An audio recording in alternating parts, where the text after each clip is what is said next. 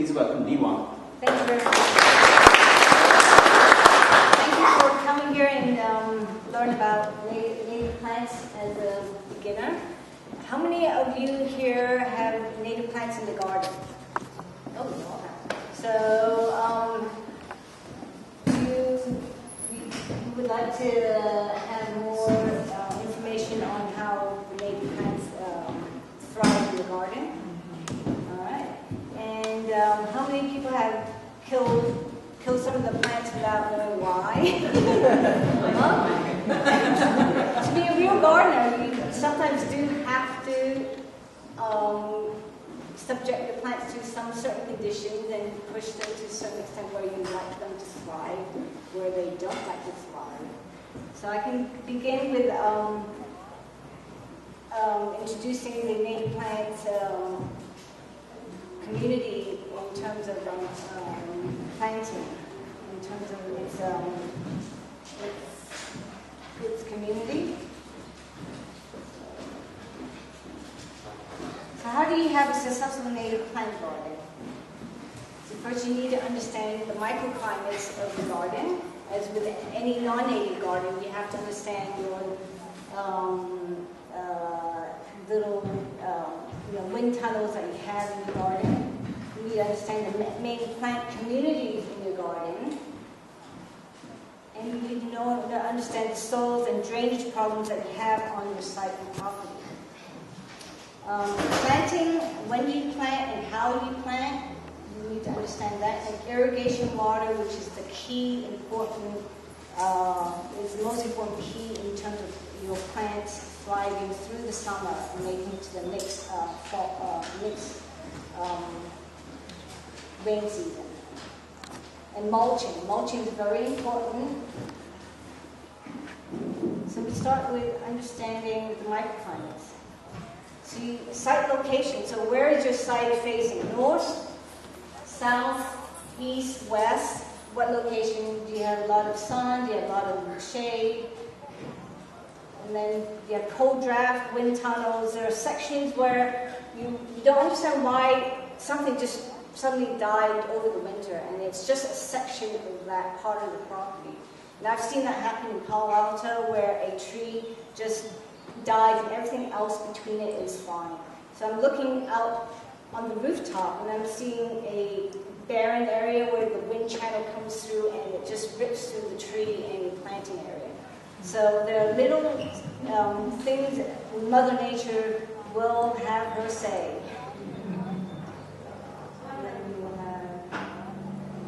And then we have main plant communities in the Bay Area. So I'm going to talk about mainly just a few plant communities that you may want in your garden. I believe most of you are in the Bay Area, Mid-Peninsula. Anybody out in the coastal ranges? Half Moon Bay? Yeah. Oh, very good. I may talk a little bit about that, but mainly my focus is in the Mid-Peninsula. Is it sentiment in San Jose? Yes. Is it very different? It's very different, yeah. So I will explain that through this part of the discussion. So we have many chaparral, and this section of the peninsula is chaparral, coastal sage scrub. It's mainly west, south facing. It's all day sun. It's dry, rocky areas. And for example, it's Rancho San Antonio is a very chaparral area. And Style Ranch Trail, has anybody gone to Style Ranch up at somewhere close to San Jose? It's a property that IBM has given to the public as a public trail, bike trail, horse trail, and it's very rocky.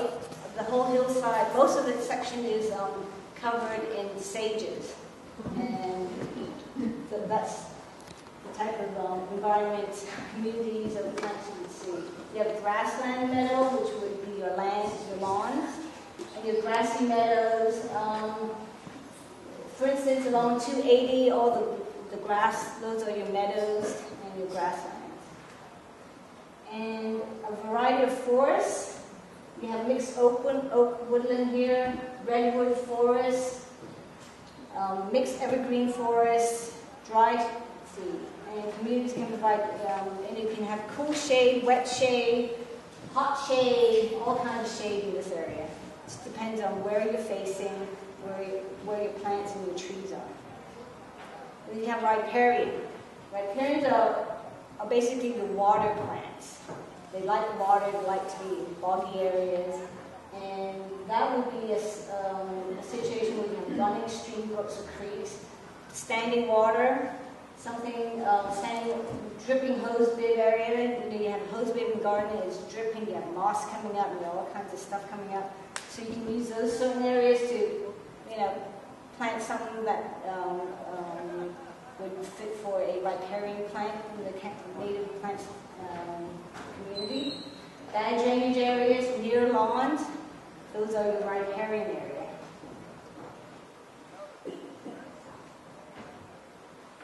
We'll look at what chaparral area. Actually, when I did this on my home computer, the words would come up in flames. Because this represents what the environment is: hot, dry. So I don't know if you can see this. I don't know. This. Oops. This is the newest technology. I'm working off the iPad doing this. So I have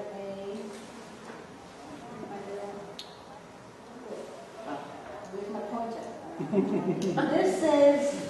This is your chaparral area. All these are sagebrushes there. The artemisias, and along the edges there's some annuals like poppies and things like that. But it's very hot and dry. And then on the edge of that you have some grassland. So that's how Mother Nature parse out her land. And here, I don't know if you can see it. If you see it. So you have this sometime in April 2 years ago. A lot of because it's hot and dry. They had good rain over the winter, so we had a lot of poppies on the edges of the path. And this is at Star Ranch, serpentine soil. Serpentine soil has a microminerals in there that are poisonous to most plants, but there are specific plants that grow in serpentine soil. So just to give you an idea, chaparral has also some groups of different soils that we have. So here, oops. Okay. And then we have grassland, meadows. And you can see that's all the grass. That's in April. This is in April. It's starting to dry out. And it's all grass, mainly weed grasses. They're invasive grasses. And there's my son doing his kung fu thing while we're in the he's an inspiration to me, and hopefully I can pass on my passion on native plants and that kind of thing to the next generation. So I drag him to all my hikes. He's my Sherpa. So around this area, if you can see, it is all grassland again. And then here is, I don't know if you recognize it. This is Sally Casey. She out-hiked me out at Blue Oak Ranch. I think she's out there. She's at the grass section. Yeah, guru of grasses, I call her. Wonderful lady. This is all grassland and meadow. So you can see different areas, different communities by looking at Mother Nature of how you want your garden to look like. It can be scaled down. So we have forests. This is a redwood forest up in the skyline. It needs fog to thrive. People put a big redwood tree next to the house, and 50 years down the line, they're thinking of, oh my gosh, and it's going through the drainage, the pipes, and the house is uplifted. Think about what you want to plant before you plant that. And then we have Ancient Oak Trail. This is Oak Woodland.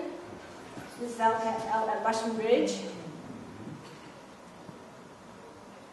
And then we have mixed-up woodland out at Corte de Madera. So I don't know if you can see this. It's Acer macrophylla and redwoods and oaks. It's all mixed kind. It's all mix of evergreen and deciduous trees. Okay, so here is the riparian. So this is a garden. It's very dark. This is a garden by Rebecca Schoenberger. Let's see. So she has a drainage area. Here's her rain drain, and she is actually putting a plant next to it. It's a heuchera, and they like some water there.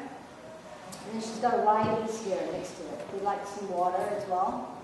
So she's got a little pond at the back, and she's actually got a rain barrel here at the back. So she's collecting her rain and using that rain over the summer months to water her plants. And by using little site problems that you have to grow certain plants that like those environments, instead of trying to fix your problem, which is a headache. And Mother Nature will always take over. Here we have a lawn. Unfortunately, I tried to get my client not. And here's the lawn. She's got kids, and they run all over the place. They're actually out in Los Altos Hills. So to solve some of the drainage issues, and we put her designer had put in junkets. Junkets loves water, and that soaks up most of the water instead of having to run off into the street. So you do that, select the plants, and they can solve some of the problems. And there is a valley oak here. They like some water, so by watering the lawn, you'll get the water from the lawn as well. The ultimate riparian. We're up in Fern Canyon up in California, up in Woodland, California. The entire wall is covered with ferns. So, and it's in the winter. Right? We went during, not the rain season, but there's my Sherpa again. He's holding my camera equipment. And then we're trekking through the creek and the brook over there. It's very nice. So when you have drainage issues in the winter, so think about those, how you can use those problems to solve some of your landscape problems. Okay, so drainage, how do you solve drainage in clay soil? The clay soil that we have here. So in the Bay Area, we have basically clay in the mid-peninsula. And whereas Half Moon Bay, you have sandy soils. No? It's strange. It's strange. It's a mixed clay and sand, but in the summertime it's hard as a rock clay.